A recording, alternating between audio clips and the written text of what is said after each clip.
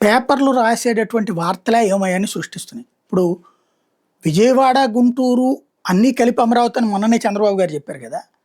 అదే నిజమైతే అమరావతిలో రైల్వే లైన్ లేకపోవడం ఏంది? బెజవాడలో లేదా? గుంటూరులో లేదా? మంగళగిరిలో లేదా? మరి అమరావతిలో రైల్వే లైన్ అని మళ్ళీ చెప్తున్నారు. అదెందుకు ఆ కన్‌ఫ్యూజన్ క్రియేట్ చేయడం? అమరావతి ఆల్రెడీ రైల్వే లైన్ ఉంది. ఆ 29 గ్రామాల దగ్గరికి రైలు తీసుకెళ్ళి ఏం చేయాలా?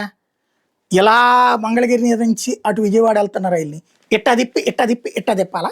ఏం అవసరం అది? ఎట్లాగూ inner ring road, outer ring road కడుతున్నాం.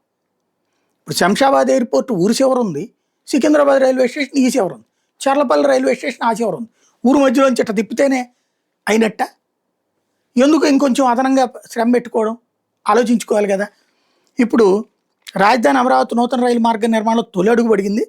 ప్రతిపాదిత ఎర్రుపాలెం నంబూరు వయా అమరావతి అలైన్మెంట్లో కీలకమైన యార్డు రీమోడలింగ్ సహా పెద్దాపురం వరకు రైలు మార్గం నిర్మించేందుకు దక్షిణ మధ్య రైల్వే నిర్మాణ సంస్థ టెండర్లు పిలిచింది.